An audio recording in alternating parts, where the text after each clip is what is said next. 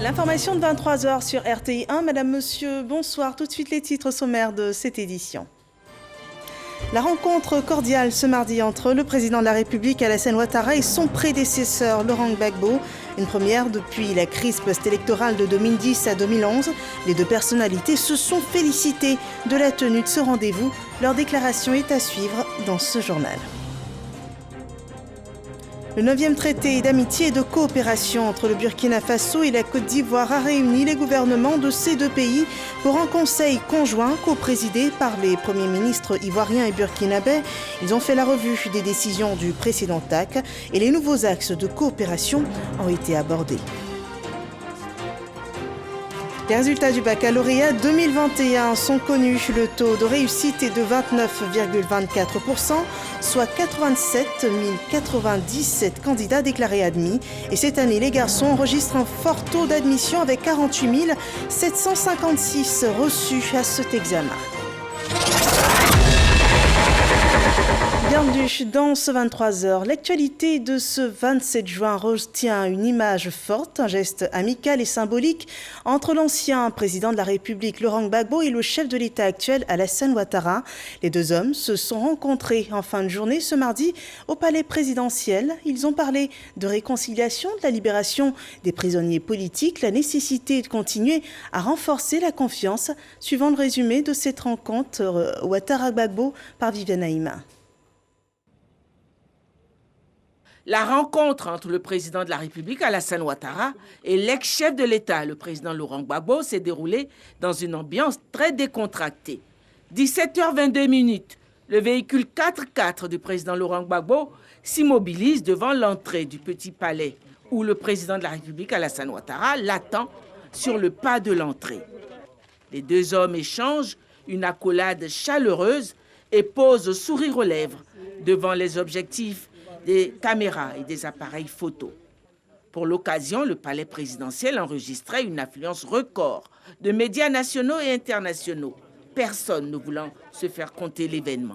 Le président de la République, Alassane Ouattara, et son hôte se sont retirés à l'intérieur du bâtiment pour s'entretenir. Leurs échanges ont duré un peu plus d'1 heure d'horloge. Assisté à l'entretien, côté présidentiel, le directeur exécutif du RHDP, Adama Bictogo, le ministre conseiller spécial du président de la République chargé des affaires politiques, Cissé Bakongo, le ministre directeur de cabinet du président de la République, Fidel Sarasoro. La délégation du président Laurent Gbagbo comprenait le secrétaire général du FPI, Assoa Adou, le président du groupe parlementaire EDS, président du comité de contrôle du FPI, Hubert Oulaye, le président d'EDS, Georges Armand Ognien. À la fin de l'entretien, le chef de l'État, le président Alassane Ouattara et son hôte, le président Laurent Gbagbo, se sont livrés à la presse. Je suis venu rendre visite au président Alassane Ouattara, que je connais depuis longtemps. Et on a parlé fraternellement, amicalement. Et je suis très heureux de cette discussion que nous avons eue. Je suis très heureux parce qu'elle était très détendue et je suis fier de ça. Je suis fier de ça. J'ai souhaité que de temps en temps, on puisse avoir ce genre d'entretien qui détendent l'atmosphère dans le pays. En ce qui me concerne, j'ai surtout parlé avec le président, j'ai insisté sur les prisonniers qui ont été arrêtés au moment de la crise de 2010-2011 et qui sont encore en prison. Alors, j'ai dit au président, et vous serez d'accord avec moi, que j'étais leur chef de file. Et moi, je suis dehors aujourd'hui. Et ils sont en prison. Et j'aimerais que le président fasse tout ce qu'il peut pour les libérer. Et le président a les moyens, mais c'est lui qui juge l'opportunité et des moyens et des moments pour ces libérations. Donc, j'ai insisté sur ça. À part ça, on a parlé de la Côte d'Ivoire qui doit aller de l'avant, qui doit marcher, qui doit se parler, qui doit discuter, n'est-ce pas, Alassane? Bien sûr. Voilà. Ouais. Enfin, excusez-moi, n'est-ce pas, Monsieur le Président?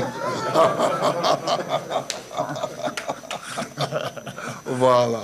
Donc, je te laisse la parole. D'accord. Voilà. Ben, écoute, mon cher Laurent, merci beaucoup. Merci d'être venu pour cette rencontre. Que tout le monde demandait d'ailleurs. Mais les gens ne savent pas que nous nous sommes parlé, que nous sommes des amis depuis des décennies, ce qui ne nous rend pas jeunes. Hein, toi et moi. Et, par conséquent, les calendriers et les opportunités nous ont amenés donc à avoir cette rencontre aujourd'hui. Moi, je dois dire que j'en suis ravi.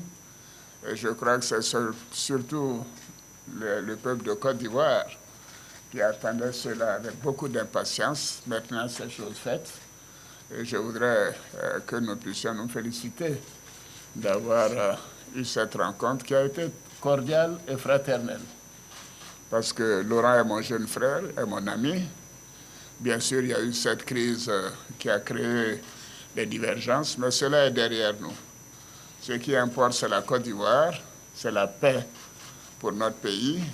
C'est, comme dit Laurent, pour nous avancer, aller de l'avant, pour bien sûr nous-mêmes, pour les prochaines générations. Je voudrais réitérer mes condoléances à mon frère pour le décès de la maman, Gado Marguerite, et d'Abdourahmane Sangaré. Tous les deux sont partis alors qu'il était absent du territoire.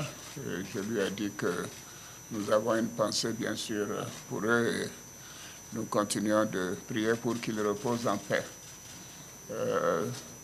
Une maman, c'est très important pour nous tous.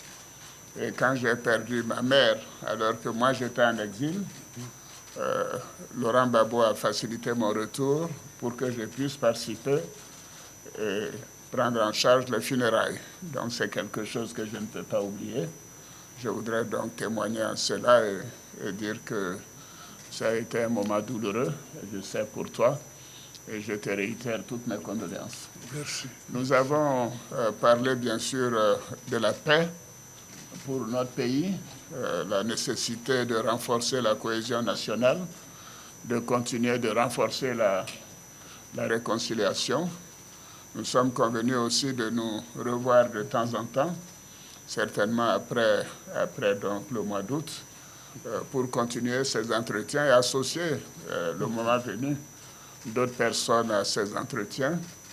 Mais je crois que c'est important que les uns et les autres puissent comprendre que nous avons décidé que c'était important de rétablir la confiance et de faire en sorte que les Ivoiriens se réconcilient, si c'est cela le terme important, mais se fassent confiance également. Ces événements ont été douloureux, il y a eu trop de morts et nous devons avoir cela derrière nous et travailler sur l'avenir, sur la cohésion, sur la réconciliation. Nous avons un beau pays et nous sommes mis d'accord que nous continuerons de travailler ensemble et de faire en sorte que la Côte d'Ivoire continue de progresser, d'aller de l'avant. Laurent, je te remercie. Je te remercie et donc je te dis à très bientôt. À très bientôt. À très bientôt. Nous aurons l'occasion de nous revoir après la fête nationale. Merci. Merci beaucoup. Merci. Merci. Rencontre amicale et fraternelle qui vient apporter un nouveau souffle à la réconciliation des cœurs en Côte d'Ivoire. Voilà des déclarations qui montrent bien qu'il n'y a pas de désunion en politique. Voilà une belle leçon. Une autre activité du palais présidentiel ce mardi, le chef de l'État s'est entretenu avec le Premier ministre du Burkina Faso, Christophe Joseph-Marie Dabiré. Les échanges ont porté sur l'état d'avancement des travaux du TAC, Côte d'Ivoire, Burkina Faso. Il s'agissait également des questions sécuritaires, notamment la lutte contre le terrorisme, la lutte contre la pandémie de Covid-19 et la réouverture des frontières terrestres entre les deux pays. Viviane Aïma. À la tête de la délégation gouvernementale du Faso, aux assises du 9e TAC, traité d'amitié et de coopération ivoiro-burkinabé, qui se tient à Abidjan, le Premier ministre du Faso, Christophe Joseph Dabiré, a eu un entretien au terme des assises ce mardi 27 juillet avec le président de la République Alassane Ouattara au palais présidentiel. Les échanges ont porté sur les travaux de cette 9e assise, sur la sécurité aux frontières des deux pays, sur l'ouverture de leurs frontières face à la Covid-19. À ce niveau, le président de la République nous a donné des conseils. Il faut que l'on travaille à faire en sorte que la lutte contre la Covid soit une lutte partagée pour que nous puissions ouvrir dans les meilleurs délais possibles les frontières entre le Burkina Faso et la Côte d'Ivoire. Parce que la libre circulation est un élément fondamental du renforcement du développement dans nos différents pays. Il a également indiqué que la lutte contre la Covid-19 doit être associée intimement à la lutte contre le terrorisme. Parce qu'il faut que l'on s'organise pour que ces deux luttes-là soient une lutte commune, de manière à ce que la traversée des frontières soit sécurisée tant du point de vue sanitaire, mais également du point de vue de la sécurité des personnes et des biens. C'est ainsi que nous allons rétablir la stabilité dans nos États, c'est ainsi qu'on va rétablir la paix et la sécurité de manière à ce que le développement puisse repartir. Participaient à cette audience le Premier ministre ivoirien Patrick Achi et le ministre ivoirien de la Défense Téné Birahima Ouattara. Ces perspectives annoncées pour le renforcement des relations ivoiro-burkinabè, c'est un ensemble de sujets qui a également été abordé au cours du Conseil conjoint de gouvernement qui s'est tenu sous la coprésidence des premiers ministres ivoiriens et burkinabè, une réunion conjointe dans le cadre de la 9e conférence au sommet du traité d'amitié et de coopération. On fait le point avec Alexis Ouedraogo. Le Conseil conjoint de gouvernement referme ses portes. Les parties ont procédé à l'examen de 13 projets d'accord, dont 2 finalisés, 7 en cours de négociation et 4 qui ont été initiés lors du TAC 9. Éducation, culture, diplomatie, grands travaux, notamment l'autoroute Yamoussoukro-Ouagadougou, Ouagadougou-Kaya, approvisionnement en électricité ou encore facilitation de la circulation des produits, autant de sujets abordés.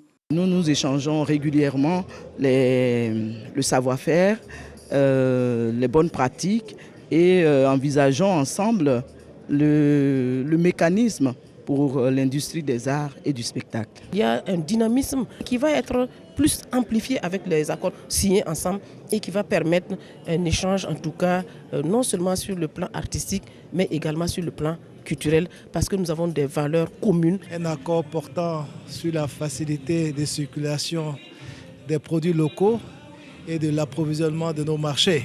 Faire en sorte que nous puissions avoir des joint ventures entre des entreprises privées de Côte d'Ivoire et du Burkina Faso pour faire donc des géants qui sont à même donc d'apporter des réponses structurelles aux questions de développement industriel, mais aussi aux questions donc de prospérité économique et sociale de nos pays.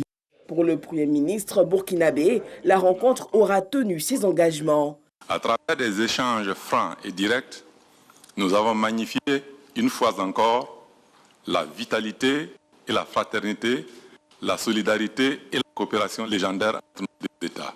Prochaine étape, la rencontre au sommet des chefs d'État qui devrait finaliser l'ensemble des travaux. Nous avons grandement avancé dans le traitement de l'ensemble des dossiers, notamment les nouveaux dossiers et les dossiers spécifiques. Cela nous a permis de dresser, pour décision de nos chefs d'État, une liste de recommandations qu'ils examineront lors de leur prochaine rencontre au sommet.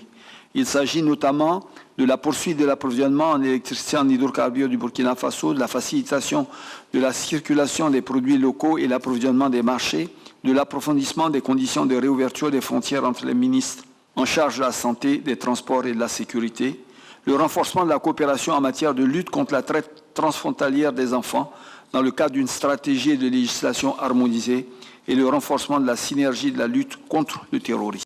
La délégation burkinabé a quitté Abidjan ce soir. Voilà une réunion pour redéfinir les axes de collaboration entre le Burkina Faso et la Côte d'Ivoire. Mais avant, il s'agissait d'aborder des perspectives de renforcement de coopération. Les gouvernements unis ont fait le point des décisions et recommandations issues de la précédente édition du TAC. Alexis Ouedraogo. Ministres burkinabés et ivoiriens réunis ce mardi autour d'une même table pour le Conseil conjoint de gouvernement de la 9e conférence au sommet du TAC. Cette rencontre préparatoire de la conférence des chefs d'État permettra aux autorités des deux pays de passer en revue l'état de la coopération déjà bien dynamique dans plusieurs secteurs. En matière de santé, nous partageons les mêmes soucis, surtout en cette période de la pandémie de la Covid-19. Il nous a été instruit en tant que ministre de discuter pour pouvoir poser les modalités pratiques parce que les frontières vont bientôt réouvrir et il ne faudra pas qu'à cette occasion, la maladie puisse reprendre du pas. Ce qui se fait de bien chez eux peut être aussi reproduit chez nous. La médecine traditionnelle, par exemple, nous avons donc un axe de collaboration pour voir comment faire évoluer donc la médecine traditionnelle chez nous. Le Premier ministre burkinabé, à l'entame de son mot, marque une pause pour saluer la mémoire des défunts premiers ministres Amadou Gon Coulibaly et Ahmed Bakayoko, qui auront joué un rôle important dans la mise en œuvre des décisions et recommandations du TAC. À l'heure où les défis sous-régionaux se font de plus en plus importants, Christophe Dabiré invite à une action renforcée, notamment sur la sécurisation des frontières. Au-delà des contraintes imposées par la Covid-19, il convient de relever la persistance des difficultés liées à la circulation et à la fluidité du transport sur nos corridors. J'invite nos administrations réciproques chargées de ces questions à faire preuve de plus de professionnalisme dans l'exercice de leurs fonctions, à travers le respect strict des décisions prises en la matière. Défense, sécurité, diplomatie, coopération frontalière, autant de projets qui impliquent la mutualisation des forces. Pour le Premier ministre ivoirien, la tenue de cette rencontre reste le signe de l'intérêt des chefs d'État ivoiriens et burkinabés de renforcer l'axe Yamoussoukro-Ouagadougou. Notre conseil de gouvernement conjoint est l'expression certaine de l'intérêt que nos deux chefs d'État, Son Excellence M. Alassane Ouattara et Son Excellence M. Roch-Marc Christian Kaboré, accordent à la qualité de nos relations ainsi que la ferme volonté de nos gouvernements respectifs de voir la coopération entre nos deux pays et l'entente entre nos deux peuples toujours se diversifier et toujours s'intensifier.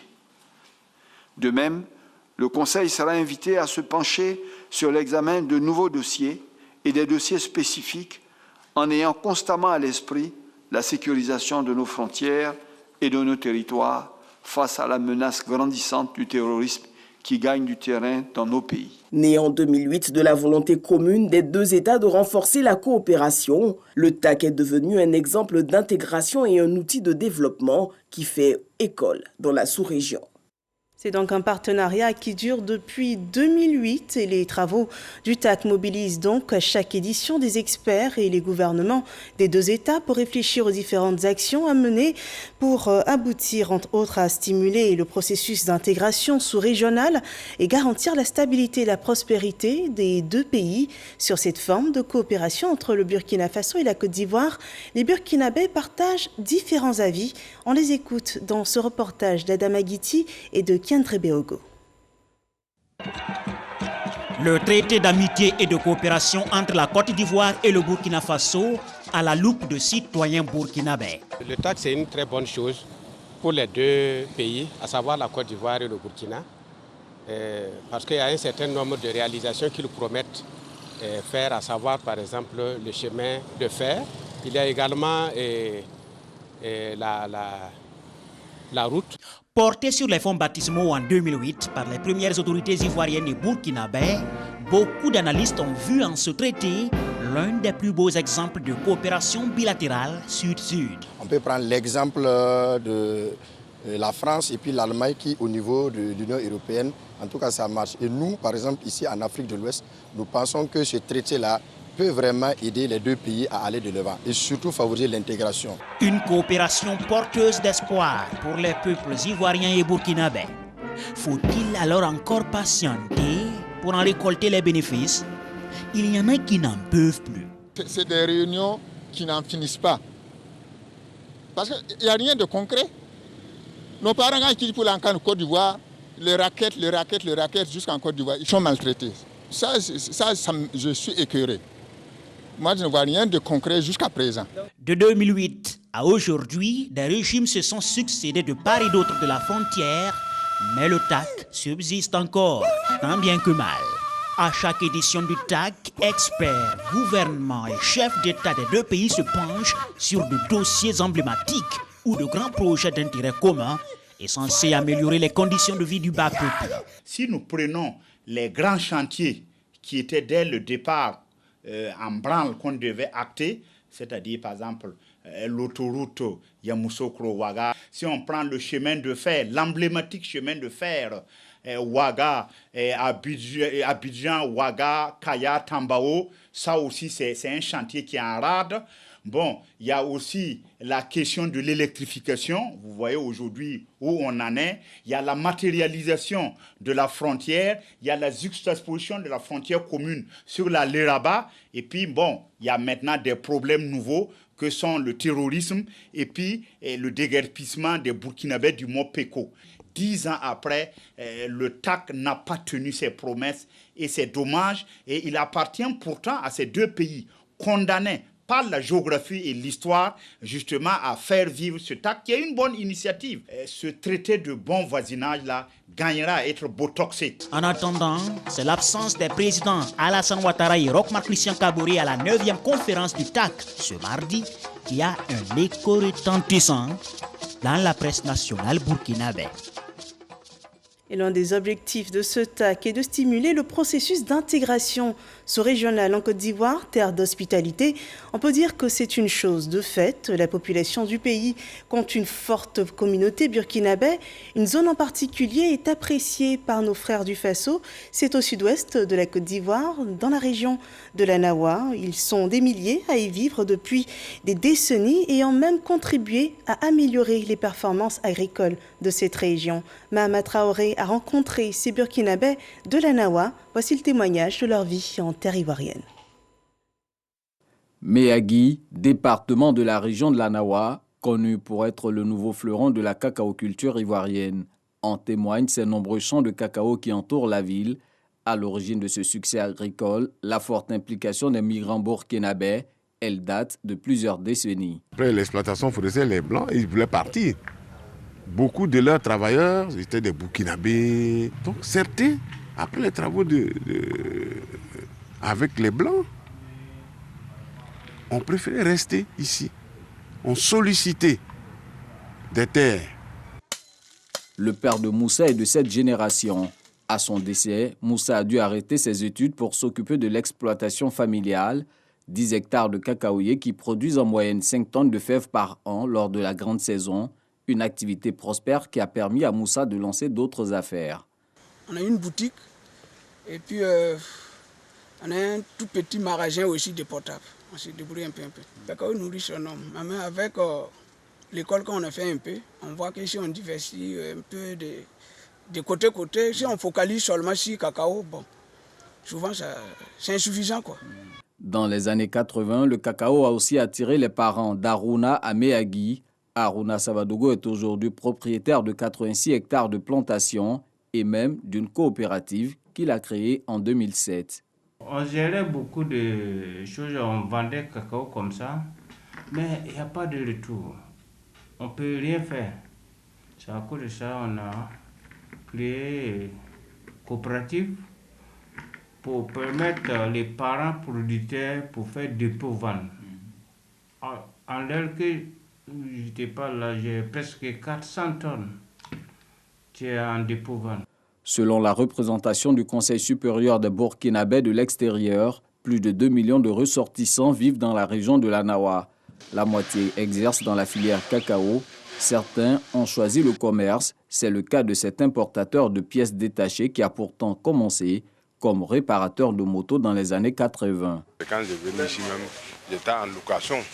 Mais j'ai fait tout ça, j'ai construit chez moi, j'ai construit pour moi. J'ai construit presque 3 à 4 cours à Méagui, Bon, j'ai construit à Bignan, j'ai construit à San Petro, bon, on ne parle pas de Soubré. Donc je peux dire merci, grâce à Bakoui, grâce aux Ivoiriens, vraiment j'ai vu bien. À Soubré, capitale de la région de la Nawa, on retrouve également une forte communauté burkinabé. Natif de Pricro, Mamadou s'est installé dans cette ville comme libraire avant de se lancer dans la vente de mobilier et plus tard dans l'imprimerie. Lorsque le cacao marche, tout marche. Les coopératives, les commerçants, tout le monde a besoin de paperasse. Ils impriment des carnets, des reçus, des bordereaux, des factures, voilà. Donc c'est vrai, c'est lié. Quand il y a la traite, l'imprimerie aussi bouge. Mamadou révèle même que ses compatriotes continuent toujours d'affluer vers la Nawa pour son attrait économique. Ceux qui venaient avant comme manœuvre métaillère agricole, aujourd'hui ils sont, je ne dis pas que ça n'existe plus, mais ils sont devenus très rares. Ceux qui viennent maintenant, souvent c'est des commerçants établis déjà, qui viennent ouvrir des magasins ici pour leurs proches. Si la région de la Nawa est devenue aujourd'hui un Eldorado pour la communauté burkinabé vivant en Côte d'Ivoire, c'est le fruit d'une intégration réussie. Dans le village de Bakoui, s'il y a réunion là, c'est nous qui faisons ensemble. S'ils demandent les conseils, je connais. Il n'y a pas de palabre même. Même si entre nous là, celui qui n'a pas raison, on dit toi tu n'as pas raison, il faut demander pardon à l'autre, puis c'est fini. Les Burkinabés ont toujours eu le respect qu'ils ont eu pour les Bakoui. Ils ont eu beaucoup d'argent, ils ont leurs fils qui sont les plus grands opérateurs économiques du département, mais le respect demeure. Ces dernières années, le phénomène du travail des enfants a connu une montée en puissance dans la région de la Nawa. Bon nombre des enfants exploités et leurs bourreaux sont de nationalité burkinabé. Tout comme les autorités ivoiriennes, la diaspora du Faso s'active à éradiquer ce fléau qui représente une sérieuse menace pour l'économie cacaoyère. Pour nous faciliter la tâche, c'est l'État ivoirien à la frontière. Pour fortifier le contrôle, pour vraiment revoir comment faire pour nous aider, même que les enfants restent en famille au Burkina. Un enfant qui va venir du Burkina en Côte d'Ivoire, il faut vraiment les documents nécessaires, il faut les preuves qui prouvent que vraiment il vient en famille, celui qui l'accompagne, il est de la famille, ou bien il est apte, les documents nécessaires pour amener l'enfant à bon port. Là, comme ça, vraiment, ça nous arrange. Tout le souhait des Burkinabés installés dans la Nawa est de voir les gouvernements des deux pays décider de la réouverture des frontières terrestres communes fermées en raison de la crise sanitaire. Et à l'image de ces Burkinabés de la Nawa, des Ivoiriens sont tout aussi bien intégrés au Burkina Faso. Si d'autres y sont pour des raisons économiques, pour certains, c'est l'amour qui a mené leur pas au pays des hommes intègres. Je vous propose de suivre cette belle histoire d'un couple ivoiro-burkinabé. Akissi Viviane Ngoran, épouse Sawadogo, a rencontré son époux en Côte d'Ivoire dans les années 70 et depuis 50 ans, ils vivent au Burkina Faso. Intégrée, elle n'a rien perdu de ses habitudes ivoiriennes. Le récit de Salman Christine Koulibaly. Elle est ivoirienne d'origine et lui burkinabé. Les chemins de François Sawadogo et Akissi Viviane Ngoran se sont croisés un jour de l'année 1970 à Gagnoa en République de Côte d'Ivoire. Très vite, ils ont compris qu'ils étaient faits l'un pour l'autre. Commence alors une histoire, faite de concessions, de combats et surtout d'amour. De cet amour naîtra en 1972 une fille. Tout se passe bien jusqu'en 1976. François Sawadogo, hôtelier de profession, doit rentrer au pays car son employeur a étendu ses activités au pays des hommes intègres. Si pour Dame Viviane Ngoran, l'amour n'a pas de frontières et quitter son pays devient une évidence, pour sa famille s'ouvre une période d'incertitude. Quand une femme aime, elle ne craint rien. Je n'ai pas eu peur de tout laisser derrière. Au nom de l'amour, elle réussit à convaincre ses parents de la laisser faire ce saut dans l'inconnu. Après ce test réussi, Akissi Viviane Ngoran, affectueusement appelée Mamie Akissi, s'adapte et se lance dans la restauration pour soutenir son époux. Parallèlement, elle décide de servir de trait d'union entre son pays d'origine et son pays d'adoption, surtout de travailler à unir les Ivoiriens vivant au Burkina Faso. Le président Houphouët devrait venir au Burkina. Je me suis dit, pourquoi ne pas l'accueillir? J'ai réuni quelques personnes et nous sommes allés accueillir notre président. Durant son séjour, il nous a rencontrés. Dans les échanges, nous avons demandé une ambassade au regard de l'importance de la communauté ivoirienne. Aujourd'hui, Mami ne regrette rien des 44 années de vie au Burkina Faso. Si l'histoire était à refaire, elle n'hésiterait pas un seul instant, nous confie-t-elle. Elle dit vivre heureuse avec sa fille et ses 4 petits-enfants. Elle a gardé ses habitudes alimentaires. Au menu aujourd'hui, du foutou d'igname à la sauce gnagna. Entre la Côte d'Ivoire et Burkina, nous sommes tous même chose. Il n'y a pas de... C'est comme un mariage, quoi. À l'image de leur union qui, malgré les péripéties de la vie, reste intacte, le couple Sawadogo invite les 2 pays à renforcer davantage leur coopération, surtout face à la nouvelle donne sécuritaire. Voilà un bel exemple d'intégration sous-régionale. Revenons à l'actualité ivoirienne. Ce mardi a été proclamé les résultats du baccalauréat. Ils sont cette année 87 097 candidats à être admis, ce qui fait un taux de réussite de 29,24%. On voit tout cela avec Sephora Zegui.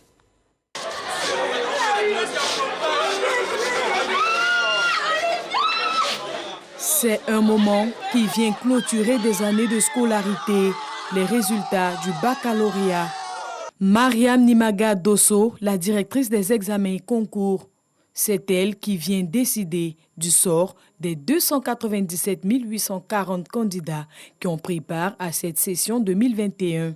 Sur cet effectif de présent, 87 097 candidats ont été déclarés admis, soit un taux de réussite national de 29,24% au baccalauréat session 2021, contre 40,08% en 2020.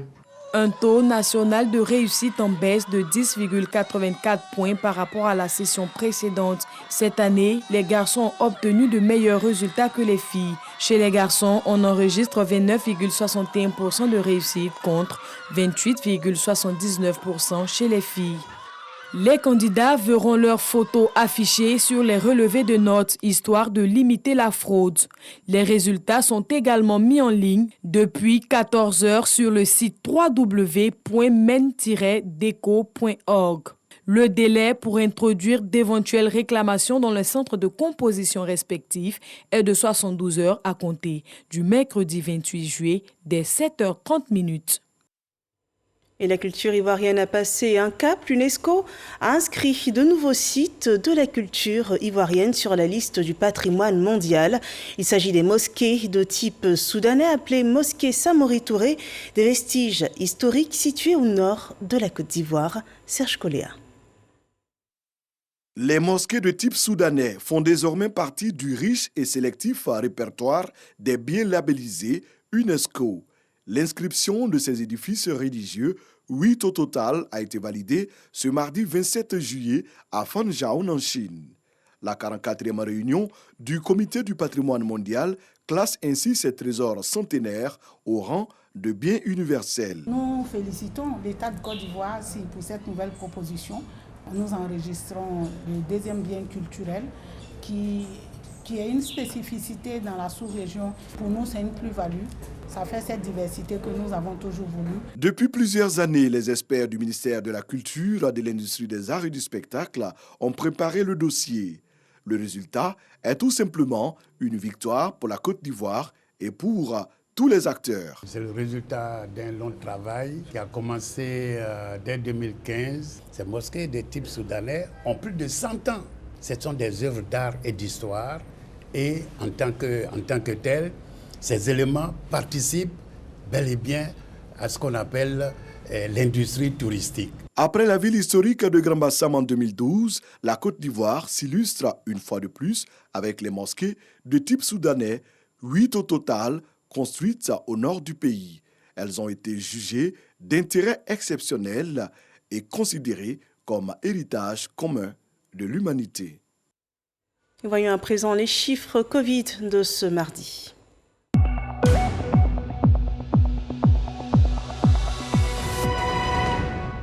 Le bilan sanitaire du jour annonce 52 nouveaux cas de Covid-19, 65 nouveaux guéris et 2 cas de décès. Ce 27 juillet 2021, la Côte d'Ivoire enregistre un total de 49 699 cas confirmés, dont 48 966 personnes guéries, 326 personnes décédées. Il reste encore 407 cas actifs.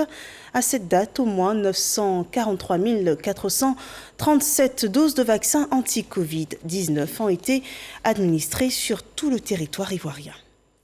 Des nouvelles des Jeux olympiques de Tokyo. Il n'y a pas de nouvelle médaille pour la Côte d'Ivoire dans la catégorie taekwondo. L'Ivoirienne Charlène Traoré n'était pas sur le podium ce 27 juillet dans sa tentative de remporter le bronze en plus de 67 kg. C'est la jeune Française Athéa Lorine qui s'adjuge finalement la médaille de bronze lors de ce combat très intense.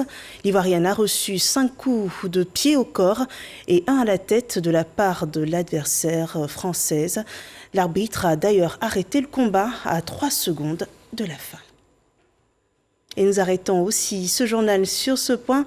Merci d'avoir suivi. Rendez-vous demain dès 6h30 pour de nouveaux points de l'actualité ivoirienne sur RTI1. Excellente fin de soirée chez vous.